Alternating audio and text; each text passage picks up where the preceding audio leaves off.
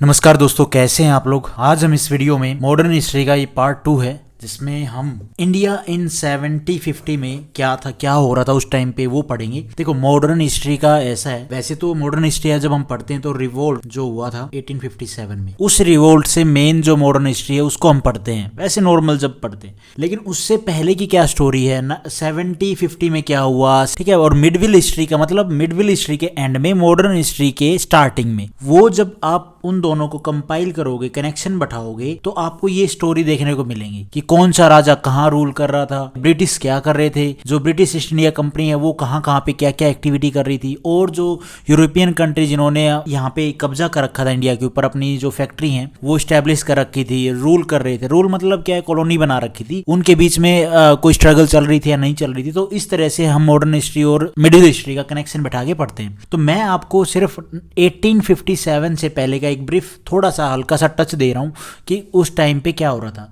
हम इस वीडियो में जो इंग्लिश है, जो ब्रिटिश ईस्ट इंडिया कंपनी है, जो यूरोपियन कंट्री है, फ्रेंच है, इनके ऊपर ज़्यादा फोकस करेंगे, ना कि कौन सा राजा क्या कर रहा है, उसका एडमिनिस्ट्रेशन कैसा है, इकोनॉमिक पॉलिसी कैसी है, और पॉलिटिकल जो उनके फंडा हैं वो कैसे हैं, उनके ऊपर हम कब डिस्कस करेंगे, जब मिडविल हिस्ट्री कंप्लीट करेंगे, उसके एंड में आएंगे तब, ठीक है। तो आज हम इसी वीडियो में क्या देखेंगे, इंडिया इन 70-50 में इंडिया में क्या हो रहा था, इंडिपेंडेंट स्टेट क्या कर रहे थे, ठीक है, उनका क्या रोल था। Almost the whole of India was centrally administered under the Mughal rule in the early 70s। Early 70s में एडीए, अर्ली 70s में पूरा इंडिया किसके अंडर में रूल कर रहा था, मुगल एम्पायर था, ठीक है। और फिर क्या होता है, hostility between English and Mughal empire broke out of 1686 after the former had sacked Hooghly and declare war on the empire. अब देखो भैया, यहाँ पे आता है सिंपल सा एक जो मेन पॉइंट है जो आपको ध्यान रखना चाहिए। क्या होता है कि भैया, इंग्लिश वालों का एक बंदा था, हेड था, उसको फांसी की सजा देके उसको लटका दिया जाता है, और इंग्लिश क्या करते हैं, एम्परर के ऊपर डिक्लेयर कर देते हैं वो। अब ऐसा है कि बेवजह तो किसी को कोई लटकाता नहीं है, कुछ ना कुछ यहाँ पे कुछ ना कुछ ऐसी मूवमेंट की गई होगी इंग्लिश के द्वारा, जिसके थ्रू दिल्ली में जो मुगल एम्परर बैठे हैं, इन्होंने क्या किया भैया, जो यहाँ पे हेड था ना, उसको लटका दिया फांसी। अब इस बात को देख के ये अंग्रेज भड़क गए और इन्होंने वॉर डिक्लेयर कर दिया एम्परर के ऊपर। इस टाइम पे मुगल एम्पायर किसके अंडर में है, औरंगजेब के अंडर में है। अब जो इस बंदे को लटकाया गया, तो इसके पीछे भी एक स्टोरी है, वो स्टोरी हम पढ़ेंगे मिडविल हिस्ट्री में, ठीक है। अब क्या होता है कि इंग्लिश अटैक तो कर देते हैं, लेकिन वो मिसजज करते हैं, अंडर एस्टिमेट करते हैं मुगल की स्ट्रेंथ को। और इस वॉर में क्या होता है, ये जो अंग्रेज थे ये हार जाते हैं, वॉर एंड होती है disastrously for them, they were driven out of their factories. और जिनकी ये अंग्रेजों की जो फैक्ट्री थी इन बंगाल, वहां से इनको बाहर फेंक दिया जाता है, और their factory at Surat and Masulipatnam and Visakhapatnam, इनको कर दिया जाता है सीज्ड। और ये ब्रिटिश रिफ्यूजी बन के कहाँ पे रुकते हैं, fever stricken island at the mouth of Ganga. तो वहां पे ये रिफ्यूजी बन के कुछ टाइम तक रहते हैं। अब इंग्लिश को, ब्रिटिश को ये पता चल गया था कि भाई ये इतने स्ट्रांग नहीं है कि मुगल के अगेंस्ट, उनके अगेंस्ट लड़ाई कर सकें, इतनी बड़ी पावर के साथ हम भिड़ सकें। तो ये अपने दिमाग से खेलते हैं, ये पोलाइट बन जाते हैं, बिल्कुल शरीफ से बन के जाके, हम्बल बन के, कि हमने जो क्राइम किया है उसकी हम माफ़ी मांगते हैं, हमने जो वॉर की उसके लिए हमें माफ़ कर दो, और जो हमारी ये फैक्ट्री हैं, जो भी यहाँ पे जो सीज किए हैं, इनको ओपन कर दो। तो इस तरह से ये उनसे माफ़ी मांग लेते हैं। लेकिन राजा को ये नहीं पता था कि भैया ये एक दिन फिर अपनी स्ट्रेंथ को, इनके जो वीकनेस थी उनको ये देख के और अपने स्ट्रॉन्ग हैंड करके ये फिर से अटैक करने आएंगे। लेकिन ये क्या करते हैं, एक्सप्रेस करते हैं their willingness to trade under the protection of Indian ruler, कि हम इंडियन रूलर के जो भी एक्ट, जो भी लॉज हैं, उनके हिसाब से ट्रेड करेंगे, हमें आप ट्रेड जो स्टार्ट करने का है परमिशन वो दे दीजिए। और जब इनको परमिशन दी गई तो यहाँ पे औरंगजेब ने क्या बोला कि आप हमें कंपनसेशन देंगे, और कंपनसेशन के तौर पे भाई किस चीज़ लिए, भाई जो ट्रेड है वो रिज्यूम करने के लिए आप हमें कंपनसेशन देंगे, और कितनी पेमेंट देंगे उस टाइम पे 1,50,000 रुपीज, 1.5 लाख रुपए कंपनसेशन। उस टाइम पे बहुत बड़ी अमाउंट होती थी यार, आज के टाइम पे तो कुछ भी नहीं है। उसके बाद 1698 में ये बात हो रही है, यहाँ पे क्या होता है, ये चीज होने के बाद इस टाइम पे, यहाँ पे मैंने डेट डाल रखी, 1686 में क्या होता है, ये सारी मूवमेंट हो चुकी है, लड़ाई भी हो ली, ठीक है। कंपनी इनकी जो भी है, इनकी जो फैक्ट्री उनको सीज कर दिया गया औरंगजेब के द्वारा, जहाँ पे सूरत में, मुसलीपट्टनम में, विशाखापट्टनम में, ठीक है, ये चीज हो गई। उसके बाद क्या है, ये क्या करते हैं, माफी मांगने के बाद ये कहते हैं कि आप हमारी ट्रेड रिज्यूम कर दें और इतना कंपनसेशन औरंगजेब डिमांड करते हैं 1.5 लाख रुपए, ठीक है, 1,50,000। उसके बाद क्या होता है 1698 में कंपनी एक्वायर्ड द जमींदारी मिलती है इनको ऑफ 3 विलेज, 3 विलेज की इनको जमींदारी मिलती है, एक्वायर करती है कंपनी, सुतनाती, कालीकत्ता एंड गोविंदपुरा, ठीक है। और वहां पे ये बिल्ड करते हैं फोर्ट विलियम, जो मैंने आपको पिछले वाले वीडियो में थोड़ा सा डिटेल में बताने की कोशिश की। उसके बाद around its factory soon grow into a city which came to be known as Calcutta. उसके बाद ये ग्रो करके ये तीनों जो विलेज थे ये बन जाते हैं क्या, कलकत्ता। कलकत्ता के नाम से इनको आज के टाइम पे जाना जाता है। दूसरा जो ये फोर्ट था ना, इस फोर्ट में इनके क्या क्या होते थे भाई, माइंड में भाई चलो फैक्ट्री तो इनका यहाँ पे ट्रेड का सिस्टम था, लेकिन इस फोर्ट में ये इन्होंने फोर्ट बना लिया, चारों तरफ अच्छी खासी दीवारें खड़ी कर ली, और भी उसमें क्या क्या होता था, उसमें स्टोर्स होते थे, वेयर हाउस इसको बोलते हैं, ठीक है, इनके ऑफिस होते थे, इनके हाउस होते थे, कंपनी के जो एम्प्लॉय हैं उनके हाउस होते थे। ट्रेड रिज्यूम करने के बाद औरंगजेब ने इनके ट्रेड रिज्यूम करने के बाद इनके इम्पोर्ट फ्रॉम इंडिया क्या होते हैं इनटू इंग्लैंड इंक्रीज करते हैं $5 लाख से इन 1708 में कितने होते हैं 5 लाख डॉलर, और 70-40 में कितने बढ़ जाते हैं एकदम देखो आप 17,95,000 डॉलर, इतने इनके इंपोर्ट बढ़ जाते हैं। काफी बड़ी अमाउंट है यार उस टाइम के ऊपर इतनी बड़ी अमाउंट के इंपोर्ट होना। उसके बाद क्या है अभी औरंगजेब क्या था, who is widely considered as the last effective ruler. जो मेन इफेक्टिव रूलर था भाई वो औरंगजेब ही था। उसके बाद जो उसके बच्चे आए जो मिडिल स्ट्रीम पढ़ेंगे वो इतने इफेक्टिव नहीं थे कि उनकी जो पॉलिसी मेकिंग हो या और कुछ ऐसी एक्टिविटी हो जिससे वो पूरे एम्पायर को कंट्रोल कर सकें ताकि अच्छे से चले, लेकिन ऐसा कुछ नहीं था। औरंगजेब ही था last ruler of the Mughal empire, rule over almost the entire Indian continent पे उसने रूल किया, जिसमें पाकिस्तान, अफगानिस्तान, बांग्लादेश, श्रीलंका, ये सारा एरिया, ठीक है, नेपाल, भूटान, ये सारा एरिया लगा लो, कोई छोटा मोटा एरिया होगा जो चाइना के टच में था थोड़ा बहुत, लेकिन ये सारा एरिया पे जो इंडियन कॉन्टिनेंट है उस सब कॉन्टिनेंट उसके ऊपर औरंगजेब ने रूल किया for a period of 49 year तक इन्होंने रूल किया अंटिल 1707, जहां पे औरंगजेब की डेथ हो जाती है कब 1707 में। The power shifted to the hands of later's Mughal 1707 से 1857। 1857 में क्या होता है, रिवोल्ट होता है, हम जिसको बोलते हैं ना 1857 की क्रांति, वो अभी 1707 से 1857 तक क्या होता है, जो वीक रूलर होते हैं, जो मतलब इतने मजबूत नहीं होते, उनको बोला गया लेटर मुगल्स। तो वो कौन थे उसके ऊपर भी हम बात करेंगे कौन कौन आए। Who were weak in administration, जो वीक थे एडमिनिस्ट्रेशन में। अब इसी टाइम में 1707 से 1857 की क्रांति तक इसी टाइम में काफी मूवमेंट्स होती हैं, काफी चीजें होती हैं। कोई किसी साइड में एंग्लो और जो फ्रेंच है उनकी वॉर हो रखी है, ठीक है, वो चीजें हम बात करेंगे। लेकिन यहाँ पे एक और मोमेंट होती है, एक और चीज होती है, क्या करते हैं 1707 में, मैं यहाँ पे लिख देता हूँ, आप स्टोरी से बेस पढ़ते हैं, चलो और भी मोमेंट हो रही है साथ साथ में, ऐसा नहीं है 1707 से 1857 तक सिर्फ मैं जो बता रहा हूँ वही चीज हो रही है, और भी काफी चीज हो रही है जो हम धीरे धीरे हर एक वीडियो में कहीं ना कहीं आप डिस्कस करते चलेंगे, कौन सी लड़ाई कब हो रही है, ठीक है, जैसे बक्सर की लड़ाई होगी, ट्रीटी इलाहाबाद ट्रीटी होगी, वो सारी इसी टाइम में होंगी, लेकिन हम वो आगे पढ़ेंगे। अब 1707 में क्या होता है, कंपनी सिक्योर करती है, जो एम्परर है फरूख शैयर, ये फरमान फरूख शैयर आते हैं औरंगजेब के बाद, इनके जो लेटर मुगल थे उनके दो के बाद, जैसे कि जो औरंगजेब थे, औरंगजेब के बाद आते हैं बहादुर शाह, बहादुर शाह के बाद आते हैं जानदार शाह, और फिर आते हैं फरूख शैयर। तो फरूख शैयर से कंपनी की प्रॉपर्टी कह लो, ये कंपनी के अंडर में ही काम करते थे, ये ज़्यादा कुछ करते नहीं थे, कंपनी जैसी बोलती थी इनके ऊपर पैसा फेंकती थी, पैसा पकड़ो और हमारा काम करो, और क्योंकि पावर भी होगी थी फिर कंपनी की, ईस्ट इंडिया कंपनी की। अब यहाँ पे ये क्या करते हैं, 1707 में कंपनी सिक्योर करती है एम्परर से एक फरमान, एक डॉक्यूमेंट होता है जिसमें वो प्रिविलेज उनको हिसाब से, मतलब जो कंपनी के बेनिफिट्स के लिए वो अपने हिसाब से उस पर भाई जो जो चीज़ें उनको चाहिए उस हिसाब का वो फरमान साइन करवा के लेके आते हैं, ग्रांट इन 1691 में, ठीक है, प्रिविलेज ग्रांट इन, अच्छा 1691 में इनको क्या मिल जाता है, ग्रांट मिल जाता है, और 1707 में क्या करते हैं ये सिक्योर्ड कर लेते हैं कि हाँ भाई अभी ये चीज़ हमने इंप्लीमेंट करनी है। एक्सटेंडिंग दैम टू गुजरात, भाई ये क्या कर रहे थे, एक्सटेंड करना चाहते थे इनकी जो ट्रेड है गुजरात और डेक्कन में, मतलब साउथ इंडिया में। But during the first half of 18th century, first half of 18th century, 18th century मतलब 1700 से 1800, तो इस टाइम पे यहाँ पे फर्स्ट हाफ ऑफ सेंचुरी, तो यहाँ पे 1707 के आसपास इस टाइम पीरियड में बंगाल में कौन रूल कर रहे थे, स्ट्रॉन्ग नवाब्स थे। हम बंगाल के ऊपर कौन कौन से नवाब थे उसके ऊपर भी बात करेंगे, जैसे कि मुर्शिद कुली खान और अलवर्दी खान, ये वहाँ पे नवाब थे। जहाँ पे नवाब जो हैं मुर्शिद कुली खान और अलवर्दी खान, ये रूल कर रहे थे, और ये इनका स्ट्रिक्ट कंट्रोल था बंगाल के ऊपर। अब बंगाल के ऊपर स्ट्रिक्ट कंट्रोल था तो मतलब क्या है कि इंग्लिश जो ट्रेडर हैं वो भाई अब उनके हिसाब से, बंगाल के जो ये नवाब हैं इनके हिसाब से ट्रेड करें, फालतू की इधर उधर की बातें ना करें, या भाई ऐसा नहीं कि भाई कुछ भी अपने हिसाब से करें, नहीं, इनके ऊपर अच्छा खासा टाइटनेस थी। जो ये फरमान लेके आए, फरमान में जो बातें लेके आए हैं उनका ये मिसयूज ना करें। और बंगाल के जो नवाब हैं इन्होंने इनको अलाउ नहीं किया कि ये फोर्टिफिकेशन करे कलकत्ता में, भाई अपनी जो स्ट्रेंथ है उसको ये इंक्रीज करें ताकि ये रूल करे सिटी इंडिपेंडेंटली। जो नवाब थे इन्होंने ऐसा करने नहीं दिया इन अंग्रेज को कि भाई आप यहाँ पे इस एरिया में, साउथ वाले एरिया में आके, भाई जो बंगाल वाला एरिया है जिसमें बांग्लादेश, उड़ीसा, बिहार ये वाला एरिया, इसमें क्या है ये फोर्टिफिकेशन करे। उस टाइम के जो नवाब थे उन्होंने ये करने नहीं दिया, क्योंकि नवाब की जो, ये हम आगे पढ़ेंगे बंगाल के कौन कौन से नवाब थे, जो कौन कौन रूल कर रहे थे, इनकी स्ट्रेंथ अच्छी खासी थी, तो इनका अच्छा खासा कंट्रोल था इंग्लिश के ऊपर।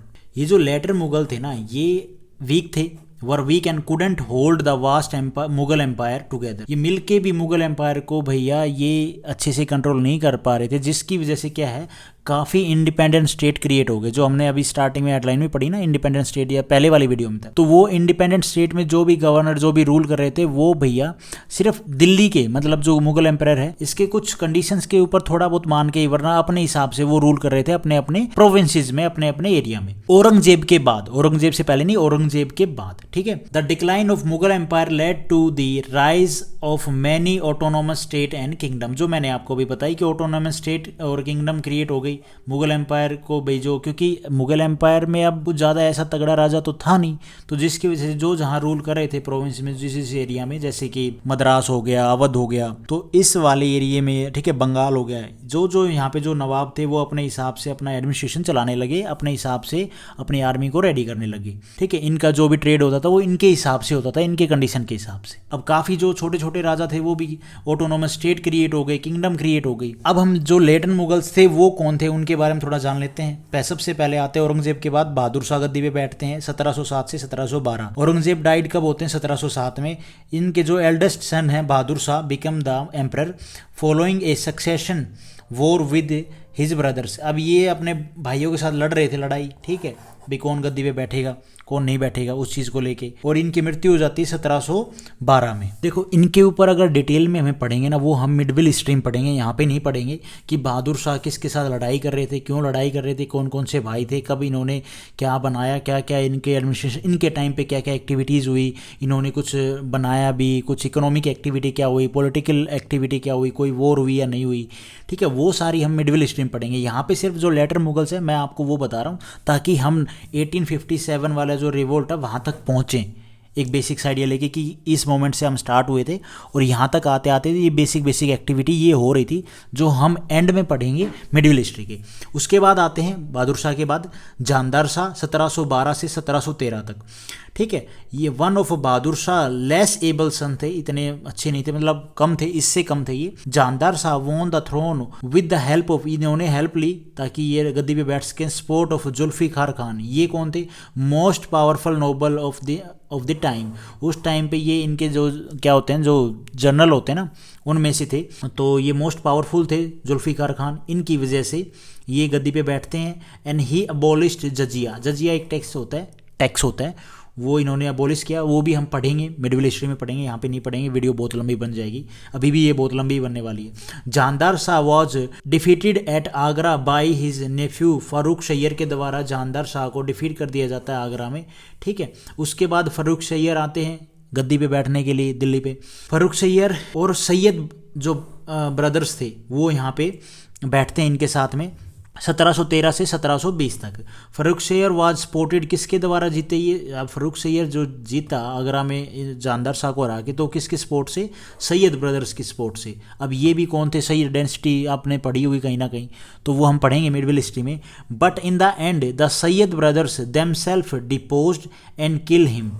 अब ये सैयद ब्रदर्स ही क्या करते हैं भाई, ये भी डिपोज हो जाते हैं और मार देते हैं राजा को, इसको फारूक शैयर को। इसके ऊपर भी मिडिल हिस्ट्री में जो कहानी क्या है, जो है मिडिल हिस्ट्री में जो फैक्ट हैं उनके ऊपर हम बात करेंगे कि भाई क्यों मार देते हैं, क्या रीजन थे, तो वो चीज़ें बात की। आफ्टर दिस दे, ये मरने के बाद, after they brought 2 successive emperor to the crown and both died in quick succession. ये उसके बाद 2 और बैठते हैं, लेकिन वो भैया जल्द ही क्राउन से, गद्दी से हट जाते हैं, उनकी मृत्यु कर दी जाती है। Mohammad Shah was the their next choice, और उसके बाद आते हैं Mohammad Shah Sayyid adopt the policy of religious tolerance, they brought Hindu chief into the administration fold. अब यहाँ पे जो ये सैयद ब्रदर्स थे ना, ये थोड़ा सा टॉलरेंस वाली जो इनकी ओरिजिनल पॉलिसी थी वो थी, तो ये क्या करते हैं, जो हिंदू चीफ थे उनको ये एडमिनिस्ट्रेशन में लेके आते हैं। However they were considered as the namak हराम।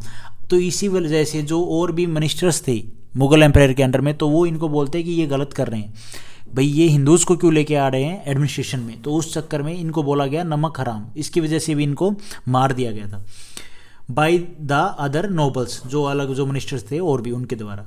The conspired against the Sayyid and treacherously murdered them. 1720 में इनकी मृत्यु कर दी जाती है, 1720 में इनको मार दिया जाता है, ठीक है, कॉन्स्पिरेसी के थ्रू। उसके बाद आता है मोहम्मद शाह, जो मैंने आपको यहाँ ऊपर बताया मोहम्मद शाह आता है। उससे पहले दो और आए हैं जो कोई कि उनकी मृत्यु हो जाती है। तो मोहम्मद शाह आए हैं 1719 से 1748 तक, ठीक है। अभी यहाँ तक ये रूल करते हैं। हिज रीजन हाउएवर कंटिन्यू, कैसे भी इनका जो एम्परर वाली गद्दी पे बैठ के इनका जो टाइम है ये टाइम पीरियड ये कैसे भी कंटिन्यू होता है, even after the death of the Sayyid के मरने के बाद भी।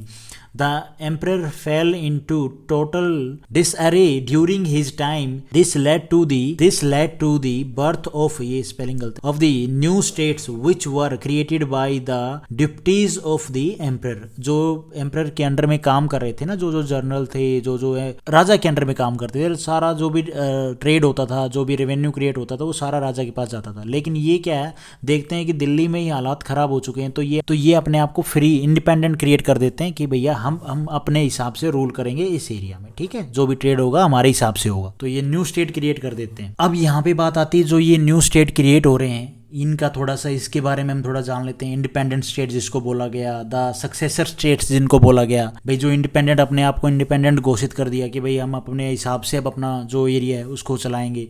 तो वो कौन कौन से मेन जो कौन कौन से स्टेट्स थे during the first half of 18th century, रफली फ्रॉम 1707 से जब औरंगजेब की मृत्यु हो जाती है, when Aurangzeb died, till the third battle of Panipat. 1761 में क्या होती है, 1761 में होती है पानीपत की तीसरी लड़ाई। तो तब तक क्या होता है, during the first half of 18th century, तब क्या होता है, कब से, 1707 से 1761 तक, पीजेंट एंड जमींदार रिबिलियन इन मैनी पार्ट्स। जहाँ पे ये जमींदार थी और जो भी जहाँ पे कोई बड़ी पोस्ट पे बैठा है, तो इन्होंने क्या कर दिया, रिबिल स्टार्ट कर दिया मैनी पार्ट्स में, नॉर्थन और वेस्टर्न इंडिया में, ठीक है। अब नॉर्थन में कौन सा आ जाएगा भाई, जो ऊपर वाला ये जो हिमाचल हो गया, जम्मू कश्मीर, उत्तराखंड, पंजाब, ये वाला सारा ऊपर वाला जो एरिया है ये हो गया पंजाब, पाकिस्तान का जो ऊपर एरिया है ये सारा हो गया नॉर्थन में। और वेस्टर्न में ये पाकिस्तान हो गया, अफगानिस्तान हो गया, ठीक है, पंजाब हो गया, और इधर नीचे राजस्थान हो गया, ये सारे एरिया, हरियाणा हो गया, ये सारा एरिया वेस्टर्न में आ जाएगा। India added into these problem independent state. और यहाँ पे क्या है, ये सब रिबिलियन स्टार्ट हो गया, ये सब अपने आप को इंडिपेंडेंट घोषित करने लग गए, जो भी जमींदार थे, जो बड़े बड़े गवर्नर थे, ये सब। उसके बाद गवर्नर मतलब जो राजा के अंडर में काम करते थे वो लोग। उसके बाद क्या होता है, इमरजेंस ऑफ न्यू स्टेट। अब इमरजेंस होता है न्यू स्टेट का। दो द 18th सेंचुरी, 1700 से 1800, the Mughal empire gradually fragmented, टूट जाता है काफ़ी टुकड़ों में, into a number of independent regional state के रूप में, काफ़ी छोटे छोटे बड़े बड़े स्टेट के रूप में जो मुगल एम्पायर है वो टूट जाता है 1700 AD से 1800 AD तक। एंड इन तीन ग्रुप में बढ़ता है। फर्स्ट में state that were old Mughal provinces like Awadh, जो ओल्ड मुगल प्रोविंस थे ना उनमें भी बढ़ जाता, जैसे पहले अवध था, बंगाल था, इसके अंडर में भी काफ़ी स्टेट हैं जो आज के टाइम में आते हैं। हैदराबाद था, बांग्लादेश वाला एरिया हो गया, ये यूपी वाला जो एरिया ये हो गया हैदराबाद, नीचे साउथ वाला एरिया हो गया तमिलनाडु और ये सब कर्नाटका, ठीक है। ये सारे ओल्ड मुगल जो प्रोविंस थे ये थे। तो इसमें जो गवर्नर जो राजा ने बैठा रखे थे, अपने मंत्री जो लोग बैठा रखे थे, इन्होंने क्या कर दिया भैया, अपना इंडिपेंडेंस घोषित कर दिया कि ऑल्दो एक्सट्रीमली पावरफुल थे ये जो तीनों थे, and quite independent, the ruler of the state did not break their formal ties with the Mughal emperor. अब जब औरंगजेब था तो इनके क्या टाइज थे मुगल एम्परर के साथ में, तो इन्होंने ब्रेक नहीं किए थे। लेकिन जब यहाँ पे इन्होंने देखा ना दिल्ली में भाई, अब औरंगजेब की डेथ के बाद इन्होंने देखे हालात ठीक नहीं है, तो इन्होंने अपने आप को भाई जो टाइज थे वो भी ख़त्म से कर दी थे। लेकिन इतने टाइज नहीं थे बेसिक टाइज, लेकिन जो ट्रेड वगैरह के जो बेसिक टाइज थे, जो रेवेन्यू का था, वो सारा फिर ये अपने हिसाब से देखने लग गए। उसके बाद ये सारे अपने आप में बाद की बात है, ये चीज़ तो मैं आपको ऐड करके बता रहा हूँ। ये बाद में क्या हो जाते हैं, इंडिपेंडेंट घोषित हो जाते हैं ये, ठीक है, ये अपने आप को इंडिपेंडेंट डिक्लेयर कर देते हैं। उसके बाद सेकंड में स्टेट, कौन कौन से और स्टेट थे, state that had enjoyed considerable independence under the Mughal as watan jagir. अब यहाँ पे जो मुगल क्या है, मुगल के अंडर में जो एरिया जहाँ पे मुगल्स क्या है बिना लड़ाई के भाई वहाँ पे इन्होंने भाई अपना कह लो समझौता करके कि भाई ये सारी जो है ये मुगल एम्पायर के अंडर में आएंगे, यहाँ से रेवेन्यू आएगा लेकिन आप अपने हिसाब से अपना एरिया चलाइए, तो वो थी वतन जागीर के अंडर में, ठीक है। दीज इंक्लूडेड सेवरल राजपूत जो प्रिंसिपलिटीज़ थी, ये सारी किसके अंडर में थी, मतलब मुगल के अंडर में थी, इंजॉय करते थे मुगल एम्पायर के अंडर में क्या है एज ए वतन जागीर की, ये भी मुगल एम्पायर के अंडर में ही आता है। तो इन्होंने भी अपने आप को इंडिपेंडेंट घोषित कर दिया जब औरंगजेब की डेथ हो गई उसके बाद, क्योंकि हालात उस टाइम पे जो भी राजा आया वो हर राजा जो लेटर मुगल्स आए वो सब वीक थे।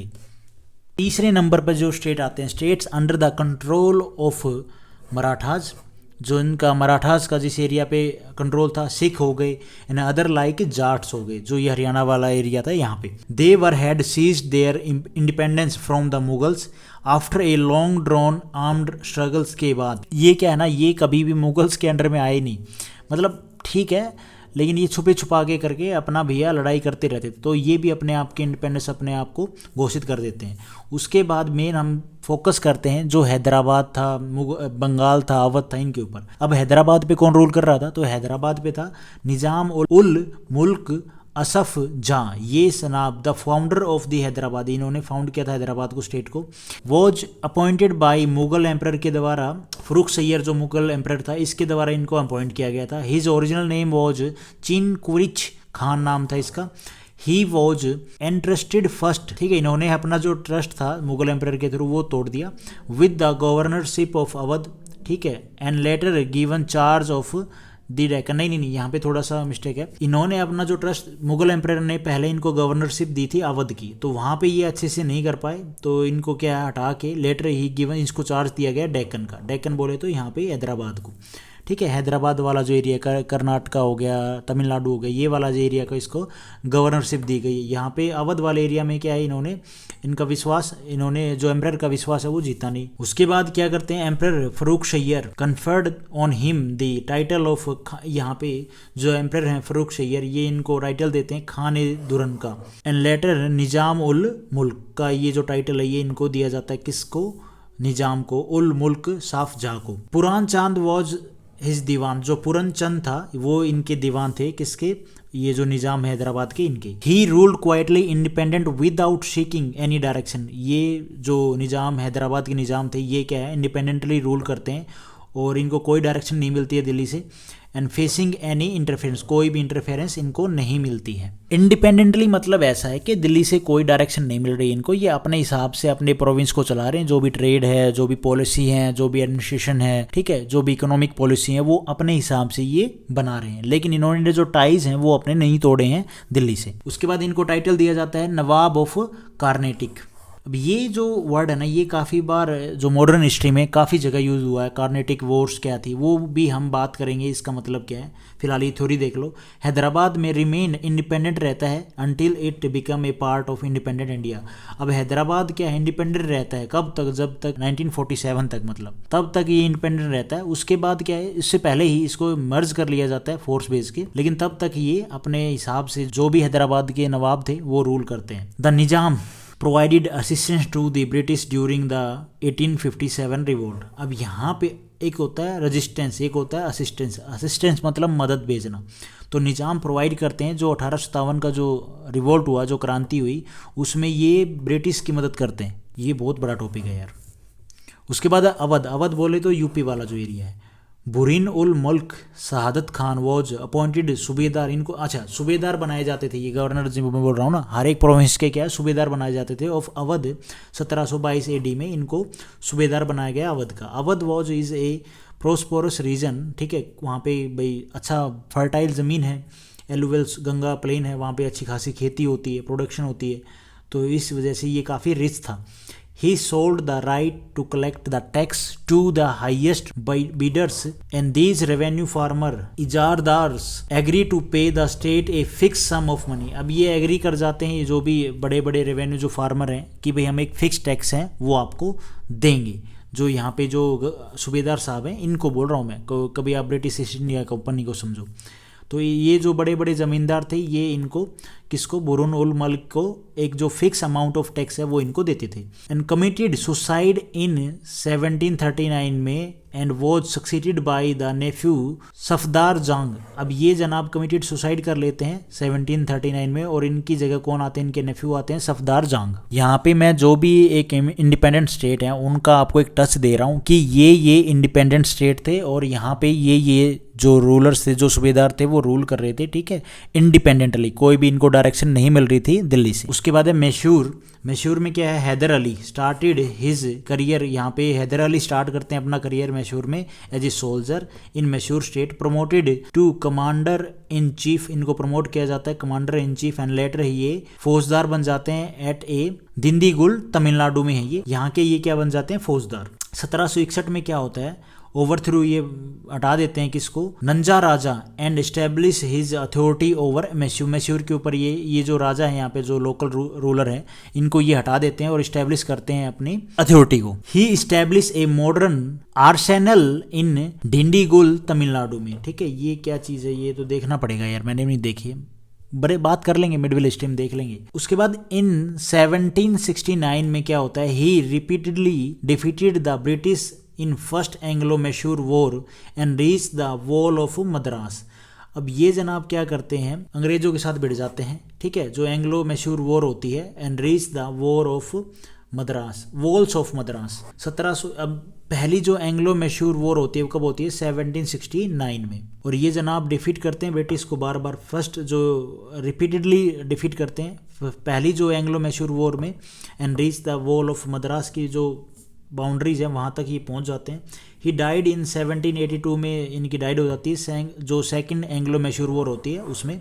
अब ये कब हुई ये भी हम बात करेंगे। उसके बाद आते हैं टीपू सुल्तान 1782 से 1799 तक, सक्सीड हैदर अली को सक्सीड करते हैं। He planted the tree of liberty का जो ये प्लांट है, पेड़ है, ये लगाते हैं, मतलब क्या है, ये ऐसी अपनी पॉलिसी लेके आते हैं, ऐसा नहीं कोई पेड़ है उसमें डालेंगे, नहीं ऐसा नहीं है कि कोई पेड़ लगा दिया है।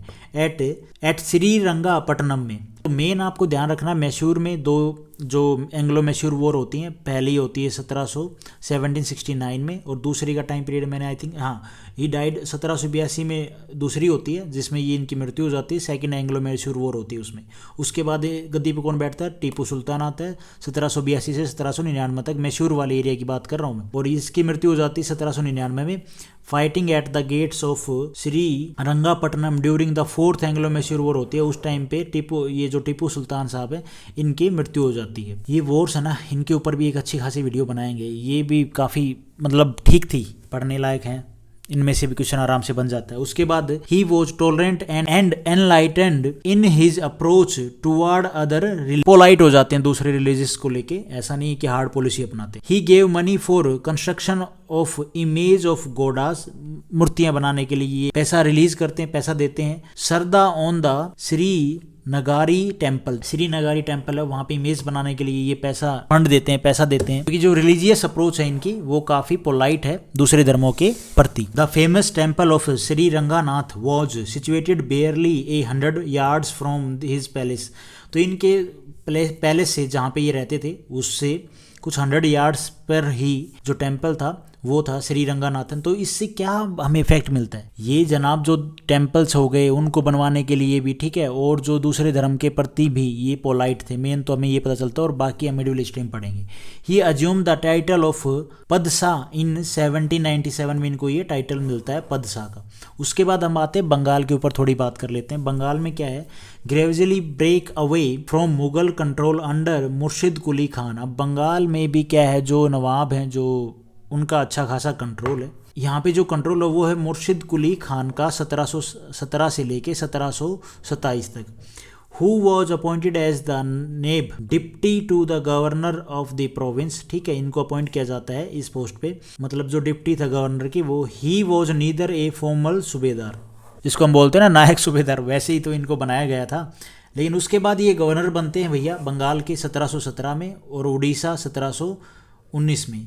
ही transferred capital of Bengal from Dhaka, जो आज के टाइम पे बांग्लादेश में है, टू मुर्शिदाबाद। अच्छा, ढाका से कहाँ पे लेके जाते हैं अपने बंगाल की कैपिटल को? मुर्शिदाबाद में।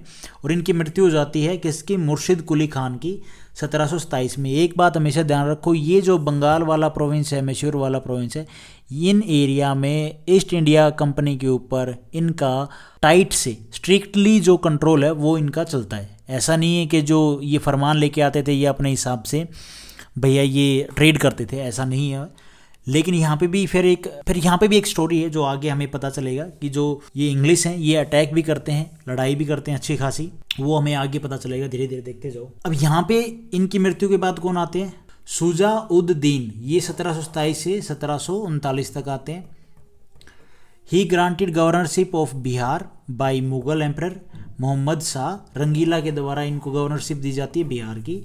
उसके बाद आते हैं भैया, इनके बाद सरफराज खान आते हैं 1739 से 1740 तक। उसके बाद आते हैं अलवर्दी खान 1746 तक। बंगाल प्रोविंस के ऊपर ना एक पर्टिकुलर वीडियो ही ले आऊँगा, उसके ऊपर वो थोड़ा सा अच्छा सा एक ठीक आइडिया हो जाएगा कि बंगाल में क्या हो रहा था। अब ये जो इतने भी मैंने आपको यहाँ पे बताए ना, मुर्शिद कुली खान, शुजाउद्दीन, ठीक है, ये सरफराज जो खान है, यहाँ पे अलवर्दी खान है, इन सब के बीच में भी अच्छी खासी क्या है खटपट हो रही है। बंगाल के ऊपर पढ़ने में काफ़ी है, तो उसके ऊपर बंगाल के ऊपर ही हम एक वीडियो पढ़ लेंगे, कर लेंगे यार, थोड़ा ठीक रहेगा। उसके बाद revenue was collected in cash with great strictness from all, ज़मींदार से जो रेवेन्यू है वो कलेक्ट किया जाता था कैश में और हाईली टाइट करके कि भाई ये जो टैक्स है ये तो आपको देना ही पड़ेगा। लैंड रेवेन्यू, रेवेन्यू में ज़मींदार कौन कौन से थे देखो। Land revenue before British rule, ठीक है, जो ब्रिटिश रूल के पहले, ब्रिटिश रूल आने के बाद तो ठीक है अलग था लैंड रेवेन्यू, लेकिन उससे पहले भी था, वो हम बात करेंगे मिडिवल हिस्ट्री में।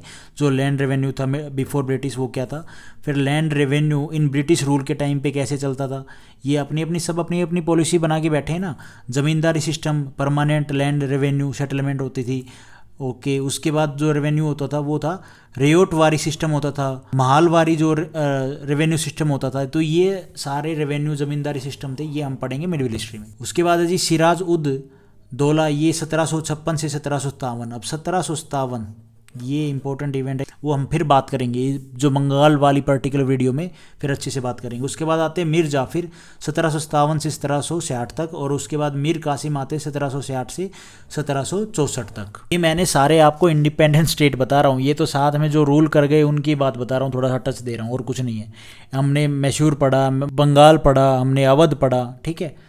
उसके बाद है वतन जागीर में, जो हमने स्टार्टिंग में पढ़ा, वतन जागीर में ऑफ राजपूत। ये राजपूत वतन जागीर के अंडर में आते थे। पॉलिसी बनाई जाती थी ना, कौन सा एरिया किस हिसाब से क्या अंडर में डालें। जैसे आज के टाइम में अभी तो ये हट गया, जैसे डिस्प्यूट होता था थोड़ा बहुत तो क्या करते थे कि जैसे जम्मू कश्मीर है उसको क्या डाल दिया 370 आर्टिकल के अंडर में डाल दिया कि भाई आगे इसको हटा के और फिर पूरा स्टेट अपने हिसाब से इंडिया के अंडर में आ जाएगा, लेकिन नहीं हुआ। वैसे ही जो ये एम्परर थे, ये भाई जहाँ पे ये लगता ना कि भाई हमें रेजिस्टेंस मिल रही है दूसरे जो छोटे रूलर हैं उनकी वजह से, तो उसमें वो ज़्यादा भड़क नहीं लेते थे, क्यों फालतू में हमने लड़ाई करी, उसको आप वतन जागीर के अंडर में डाल दो उस एरिया को, और जो पॉलिसी वो बना रहे हैं अपने हिसाब से करने दो। तो उसी चीज़ का ही है वतन जागीर ऑफ राजपूत। क्या है, many Rajput king particularly those belonging to Amber, Jaipur और Jodhpur were permitted to enjoy considerable autonomy, इनको आज़ादी थी इन देयर वतन जागीर के अंडर में। 1800 सेंचुरी में, मतलब 1700 से 1800 century AD, Raja Aditya Singh of Jodhpur held the governorship of Gujarat, इनको गवर्नरशिप मिलती है गुजरात की। एंड जो सवाई राजा जयसिंह है इन अम्बेर, जिसको जयपुर बोलते हैं, was a governor of Malwa, इनको गवर्नर बनाया जाता है मालवा का। उसके बाद सिख गुरु Govind Singh fort against the Rajput and Mughal ruler after his death, ये भी लड़ाई करते रहते, दूसरा एरिया कब्जा लो जहाँ पे रेवेन्यू ज़्यादा क्रिएट हो रही है, ठीक है। और मुगल भी करते रहते थे, जो छोटे छोटे मुगल जो प्रोविंस में रह रहे हैं वो भी। इट वॉज अंडर बंदा बहादुर द फाइट कंटिन्यू, और यहाँ पे ये फाइटें चलती रहती हैं। हम सिख के ऊपर एक पर्टिकुलर वीडियो पढ़ेंगे, उसमें क्या है सिख प्रोविंस में क्या होता है, सिख वाले टाइम में सिख्स क्या करते हैं, इस सारे टाइम में जो मॉडर्न हिस्ट्री का टाइम स्टार्टिंग का और मिडिल हिस्ट्री के टाइम में सिख का क्या रोल होता है, वो हम सारा पढ़ेंगे। पंजाब वाले एरिया में कौन रूल करते हैं। उसके बाद महाराजा रणजीत सिंह, जो आज के टाइम मतलब आज लगभग काफ़ी बच्चे जानते हैं, पंजाब वाला एरिया हो गया, पाकिस्तान पंजाब वाला एरिया, इसमें इन्होंने रूल किया। Reunited the group of, Raja Ranjit Singh reunited करते हैं ग्रुप्स को, and establish his capital eight Lahore में, ये अपनी कैपिटल बनाते हैं 1799 में, 99 में। इसके बाद आता है मराठास, ये भी इंडिपेंडेंटली रूल कर रहे हैं। Another powerful regional kingdom to raise out of the sustained position to the Mughal rule. Mughal rule के अगेंस्ट में ये हमेशा रहते थे। मुगल रूल के अंडर में क्या है, ये अपोजिशन थी, सबसे ज़्यादा तो पावरफुल यही थे मराठास, ये ही मुगलों से लोहा लेते थे। शिवाजी 1627 में, 1680s में Poona become the capital of Marathas kingdom, और मराठास की जो किंगडम है वो कौन बनती है, कौन सी जगह को बनाते हैं, पूना को। उसके बाद ये जाट हैं, Jat too consolidated their power during the late 17th से 18th सेंचुरी, ठीक है, और under their leadership Churaman Jat, Delhi और आगरा वाला जो एरिया है इसमें होते थे जाट, जैसे यूपी वाला एरिया हो गया और हरियाणा वाला एरिया हो गया, यहाँ पे जाट होगा। तो ये जो भी मैंने आपको बताया ना, ये यहाँ पे कोई डिटेल नहीं है, कोई ऐसा नहीं कि मैंने कोई डिटेल में बताई। हम यहाँ पे ये एक बेसिक सा आइडिया ले रहे थे कि 1750 में क्या हुआ, और जो इंडिपेंडेंट स्टेट थे वो कौन कौन से थे, वहाँ पे थोड़ा थोड़ा मैंने बताया कौन कौन से जो एरिया है, जो इंडिपेंडेंट स्टेट थे, जो मेन थे, वो मैंने आपको बताया। और लेटर मुगल्स में मैंने आपको थोड़ा सा एक हल्का सा टच दिया है, ठीक है। तो इससे हमें एक आइडिया मिल गया, हम 1857 की क्रांति तक पहुंचेंगे ऐसे ही टूट फूट करके, थोड़ा थोड़ा जब समझ के। और 1857 की जब क्रांति आएगी उसमें हमें एक आइडिया मिल जाएगी कि ये 1857 की क्रांति क्यों हुई, क्या रीजन से, थोड़ा सा हमें बेसिक पॉइंट मिल जाएंगे। ये सारी बातें ना, मराठा, जाट, मुगल, लेटर मुगल, ये सारी चीज़ें हम मिडविल हिस्ट्री में पढ़ेंगे। सिख हो गए, राजपूत हो गए, मिडविल हिस्ट्री के एंड में पढ़ेंगे, ये सारे दोबारा से आएंगे, ठीक है। तो आज हम इस वीडियो में इतना ही करते हैं। Thank you for watching this video. Video आपको ठीक लगी तो लाइक करना, चैनल पे नए तो गाइज सब्सक्राइब करना।